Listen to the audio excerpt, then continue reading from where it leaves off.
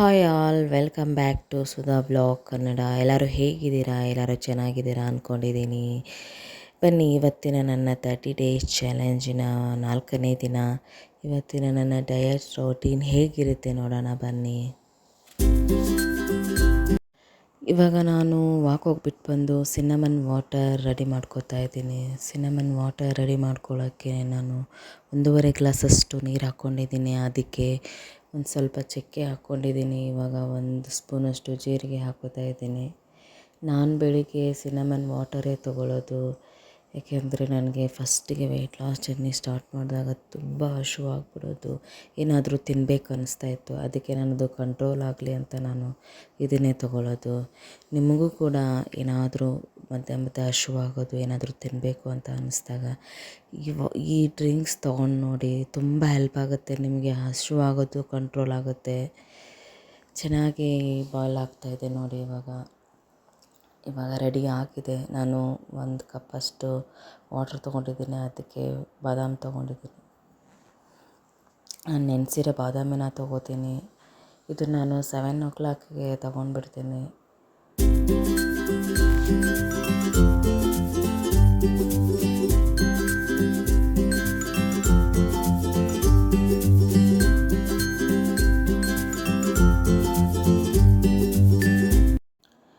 ನಾನು ತಿಂಡಿಗೆ ರೆಡಿ ಮಾಡ್ಕೋತಾ ಇದ್ದೀನಿ. ನಾನು ತಿಂಡಿಗೆ ಇವತ್ತು ಹೆಸರುಕಾಳು ದೋಸೆ ಮಾಡೋಣ ಅಂತ ರೆಡಿ ಮಾಡ್ಕೋತಾ ಇದ್ದೀನಿ. ನೈಟೇ ನಾನು ಹೆಸರುಕಾಳು ಮತ್ತು ಸ್ವಲ್ಪ ಅಕ್ಕಿ ಹಾಕಿ ನೆನೆಸಿಟ್ಟಿದ್ದೆ. ಅದನ್ನು ಇವಾಗ ಮಿಕ್ಸಿಗೆ ಹಾಕ್ಕೋತಾ ಇದ್ದೀನಿ. ನೀವು 1 ಕಪ್ಪಷ್ಟು ಹೆಸರುಕಾಳು ತೊಗೊಂಡ್ರೆ ಅದಕ್ಕೆ 2ರಿಂದ 3 ಸ್ಪೂನಷ್ಟು ಮಾತ್ರ ಅಕ್ಕಿ ತೊಗೊಳ್ಳಿ. ಜಾಸ್ತಿ ಹಾಕ್ಕೊಳಕ್ಕೆ ಹೋಗಬೇಡಿ. ಇವಾಗ ಇದನ್ನು ಹೆಸರುಕಾಳು ಮತ್ತು ಅಕ್ಕಿ ಹಾಕ್ಕೊಂಡಿದ್ದೀನಿ. ಅದಕ್ಕೆ ಸ್ವಲ್ಪ ಬೆಳ್ಳುಳ್ಳಿ ಹಾಕ್ಕೋತಾ ಇದ್ದೀನಿ. ನಾನು ಅರ್ಧ ಮಾತ್ರ ಆನಿಯನ್ ತೊಗೊಂಡಿದ್ದೀನಿ. 4ರಿಂದ 5 ಮೆಣಸಿನ್ಕಾಯಿ. ನಿಮಗೆ ಖಾರ ಎಷ್ಟು ಬೇಕು ಅಷ್ಟು ನೀವು ಮೆಣಸಿನ್ಕಾಯಿ ತೊಗೋಬೋದು. ಅದ್ರ ಜೊತೆ ಕೊತ್ತಂಬರಿ ಹಾಕ್ಕೊಂಡಿದ್ದೀನಿ ನೋಡಿ. ಸ್ವಲ್ಪ 1 ಸ್ಪೂನಷ್ಟು ಜೀರಿಗೆ ಹಾಕ್ಕೋತೀನಿ. ಇದ್ರ ಜೊತೆಗೆ ನೀವು ಉಪ್ಪು ಹಾಕ್ಕೋಬೋದು. ನೀವು ಇದ್ರ ಜೊತೆಗೆ ಏನಾದರೂ ಚಟ್ನಿ, ಟೊಮೆಟೊ ಚಟ್ನಿ, ಕಡಲೆ ಚಟ್ನಿ, ಇಲ್ಲಾಂದರೆ ಪಲ್ಯ ಏನಾದರೂ ಮಾಡ್ಕೋಬೋದು. ನಾನಿವತ್ತು ಇದ್ರ ಜೊತೆಗೆ ಕಡಲೆ ಬೀಜ ಚಟ್ನಿ ಮತ್ತು ಮಡಿಕೆ ಕಾಳು ಬರುತ್ತಲ್ಲ, ಅದನ್ನು ಚೆನ್ನಾಗಿ ನೆನೆಸಿ ಮೊಳಕೆ ಬರಿಸಿ ಇಟ್ಟಿದ್ದೀನಿ. ಅದರದ್ದು ಪಲ್ಯ ಮಾಡ್ಕೊಂಡಿದ್ದೀನಿ ನೋಡಿ. ಇವಾಗ ರೆಡಿ ಆಗಿದೆ. ಮಿಕ್ಸಿಗೆ ಹಾಕಿ ಎಲ್ಲ ರೆಡಿ ಮಾಡಿ ಇಟ್ಕೊಂಡಿದ್ದೀನಿ. ಇವಾಗ ದೋಸೆ ಹಾಕ್ಕೊಳ್ಳೋಣ ಅಂತ ತವಾ ಬಿಸಿ ಮಾಡೋಕ್ಕೆ ಇಟ್ಟಿದ್ದೀನಿ. ಅದಕ್ಕೆ ನಾನು ಸ್ವಲ್ಪನ ಎಣ್ಣೆ ಯೂಸ್ ಮಾಡ್ತಾಯಿದ್ದೀನಿ. ನೀವು ಇದಕ್ಕೆ ಪಾಲಕ್ ಸೊಪ್ಪು, ಮೆಂತ್ಯ ಸೊಪ್ಪು, ಇಲ್ಲ ಸಬ್ಬಸಿಗೆ ಸೊಪ್ಪು ಬರುತ್ತಲ್ವ, ಅದನ್ನು ಕೂಡ ನೀವು ಇದ್ರ ಜೊತೆ ಮಿಕ್ಸಿಗೆ ಹಾಕ್ಕೊಂಡು ದೋಸೆ ಮಾಡ್ಕೊಂಡು ತಿನ್ನೋದ್ರಿಂದ ಚೆನ್ನಾಗಿರುತ್ತೆ. ಟೇಸ್ಟ್ ಕೂಡ ಚೆನ್ನಾಗಿರುತ್ತೆ. ನಮಗೆ ಹೆವಿ ಪ್ರೋಟೀನ್ ಸಿಗುತ್ತೆ.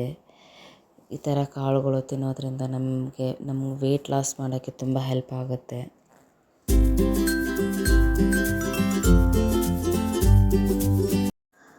ನಾನು 2 ದೋಸೆ ಮಾಡ್ಕೊಂಡಿದ್ದೀನಿ. ಅದಕ್ಕೆ ಕಡಲೆ ಬೀಜ ಚಟ್ನಿ ಮಾಡ್ಕೊಂಡಿದ್ದೀನಿ ಮತ್ತು ಮೊಳಕೆ ಕಾಳು ಪಲ್ಯ ಮಾಡ್ಕೊಂಡಿದ್ದೀನಿ. ನಾನು ಇದನ್ನು 8:30ಗೆ ಇವತ್ತು ನಾನು ತಿಂಡಿ ಮಾಡ್ಕೊಂಡಿದ್ದೀನಿ.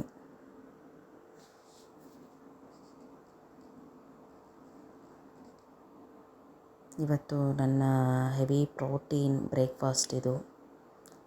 ಏಕೆಂದರೆ ಕಾಳುಗಳಲ್ಲಿ ಜಾಸ್ತಿ ಪ್ರೋಟೀನ್ ಅಂಶ ಜಾಸ್ತಿ ಇರುತ್ತಲ್ವ. ಇದು ತಿನ್ನೋದ್ರಿಂದ ನಮ್ಮ ಬಾಡಿಗೆ ತುಂಬ ಒಳ್ಳೆಯದು.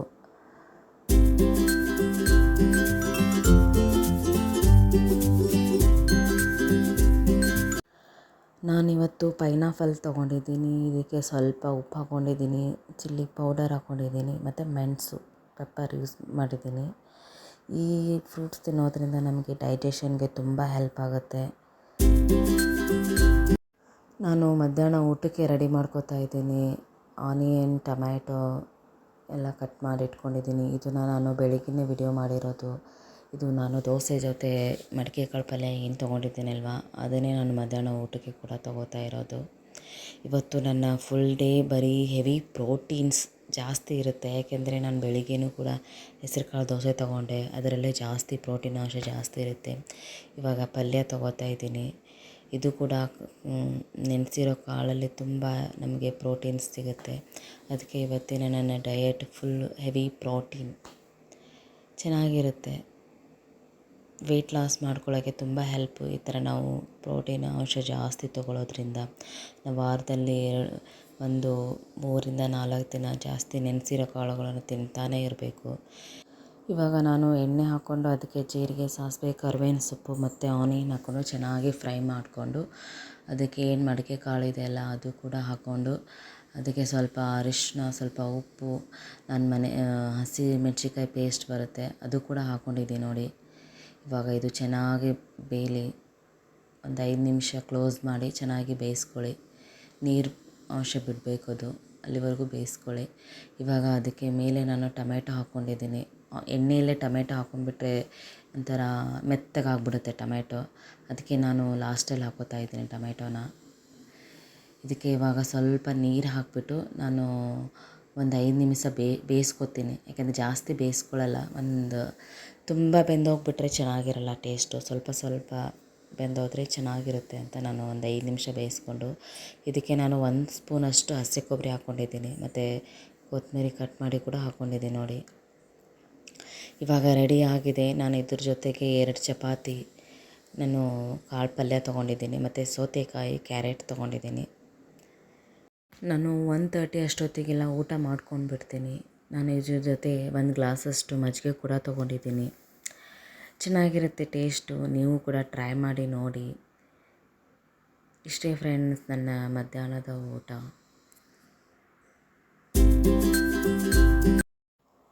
ನಾನು 4:30ಗೆ ಗ್ರೀನ್ ಟೀ ತೊಗೊಂಡಿದ್ದೀನಿ.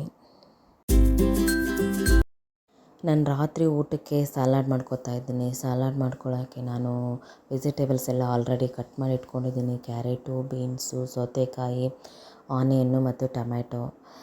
ಈ ಸಲಾಡ್ಗೆ ನಾನು ಮಡಿಕೆ ಕಾಳು ಯೂಸ್ ಮಾಡ್ತಾಯಿದ್ದೀನಿ. ನಾನು ಬೆಳಿಗ್ಗೆನೂ ಕಾಳು ದೋಸೆ ತೊಗೊಂಡೆ, ಮಧ್ಯಾಹ್ನವೂ ಕಾಳು ಪಲ್ಯ ತೊಗೊಂಡಿದ್ದೀನಿ. ರಾತ್ರಿಯೂ ನಾನು ಕಾಳು ಯೂಸ್ ಮಾಡಿಕೊಂಡು, ನೆನೆಸಿರೋ ಕಾಳು ಯೂಸ್ ಮಾಡಿಕೊಂಡು ಸಲಾಡ್ ಮಾಡ್ಕೊತಾ ಇದ್ದೀನಿ. ಇವತ್ತು ನನ್ನ full diet routine heavy protein ಆಗಿರುತ್ತೆ. ನಾನು ಸ್ವಲ್ಪ ಒಂದು ಪಾತ್ರೆಯಲ್ಲಿ 1 ಸ್ಪೂನಷ್ಟು ತುಪ್ಪ ಹಾಕ್ಕೊಂಡು ನಾನು ಹಾಗೇ ಹಸಿ ತರಕಾರಿ ಹಾಗೇ ತಿನ್ನೋಕ್ಕಿಂತ ಈ ಥರ ಸ್ವಲ್ಪ ಒಂದು 5 ಮಿನಿಟ್ಸ್ 10 ಮಿನಿಟ್ಸ್ ಈ ಥರ ಬೇಯಿಸ್ಕೊಂಡು ತಿಂದರೆ ಸ್ವಲ್ಪ ಚೆನ್ನಾಗಿ ಟೇಸ್ಟ್ ಇರುತ್ತೆ ಅಂತ ನಾನು. ನಿಮಗೆ ಹಸಿ ತರಕಾರಿ ತಿನ್ನೋಕೆ ಇಷ್ಟ ಇಲ್ಲ ಅಂದರೆ ಈ ಥರ ಬೇಯಿಸ್ಕೊಂಡಾದರೂ ತಿನ್ಕೋಬೋದು. ಜಾಸ್ತಿ ಬೇಯೋಂಗಿಲ್ಲ, ಅರ್ಧಂಬರ್ಧ ಸ್ವಲ್ಪ ಬೆಂದರೆ ಸಾಕು. ನಾನು ಅದಕ್ಕೆ ತುಪ್ಪ ಹಾಕಿ ಎಲ್ಲ ವೆಜಿಟೇಬಲ್ಸನ್ನು ಏನು ಕಟ್ ಮಾಡಿ ಇಟ್ಕೊಂಡಿದ್ದೀನಲ್ವ ಅದನ್ನು ಕೂಡ ಹಾಕಿ ನಾನು ಕಾಳು ಹಾಕಿ ಇವಾಗ ಚೆನ್ನಾಗಿ ಫ್ರೈ ಮಾಡ್ಕೊತಾ ಇದ್ದೀನಿ. ಫ್ರೈ ಮಾಡಿಕೊಂಡು ಲಿಡ್ ಕ್ಲೋಸ್ ಮಾಡಿ ನಾನು ಒಂದು 5 to 10 ಮಿನಿಟ್ಸ್ ಸಣ್ಣ ಉರಿಲಿ ಇಟ್ಕೊಂಡು ಬೇಯಿಸ್ಕೊತೀನಿ ಚೆನ್ನಾಗಿ. ತಿರ್ಗಾ ಓಪನ್ ಮಾಡಿ ತಿರ್ಗಾ ಸ್ವಲ್ಪ ಕೈ ಆಡಿಸಿ ತಿರ್ಗಾ ಕ್ಲೋಸ್ ಮಾಡ್ತೀನಿ. ಈ ಥರ ಮಾಡೋದ್ರಿಂದ ನಮಗೆ ಹಸಿ ತರಕಾರಿ ಯಾರಿಗೆ ತಿನ್ನೋಕೆ ಇಷ್ಟ ಇರಲ್ಲಲ್ವ, ಈ ಥರ ಬೇಯಿಸ್ಕೊಂಡು ತಿನ್ಬೋದು. ನಾನು ಹಸಿ ತರಕಾರಿನೂ ಕೂಡ ತಿಂತೀನಿ. ಹಾಗೆ ನನಗೆ ಇವತ್ತು ಸ್ವಲ್ಪ ಟೇಸ್ಟ್ ಚೇಂಜ್ ಇರಲಿ, ಬೇಯಿಸ್ಕೊಂಡು ತಿನ್ನೋಣ ಸ್ವಲ್ಪ ತುಪ್ಪ ಹಾಕ್ಕೊಂಡು ಅಂತ ನಾನು ಮಾಡ್ಕೊತಾ ಇದ್ದೀನಿ.